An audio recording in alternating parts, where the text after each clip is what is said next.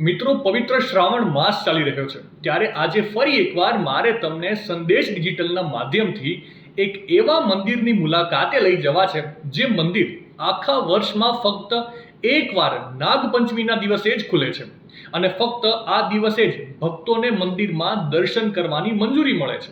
આ મંદિર એટલે ઉજ્જૈનના મહાકાલેશ્વર મંદિરના ત્રીજા માળે આવેલું નાગચંદ્રેશ્વર મંદિર।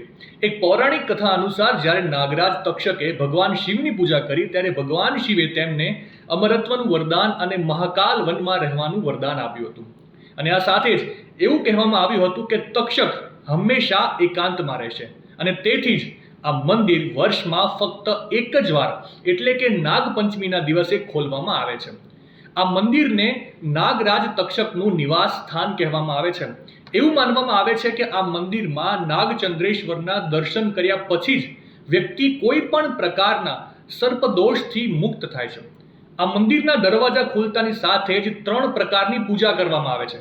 મધ્યરાત્રિ 12 વાગ્યે દરવાજા ખુલ્યા પછી મહાનિર્વાણી અખાડા દ્વારા પહેલી પૂજા કરવામાં આવે છે।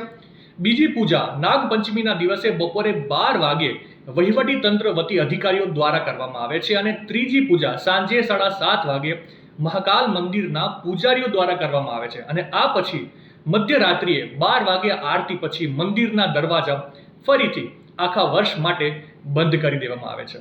માહિતી સારી લાગી હોય તો રીલને વધારે શેર કરજો અને આવી જ અવનવી માહિતી માટે સંદેશ ડિજિટલ સાથે જોડાયેલા રહેજો।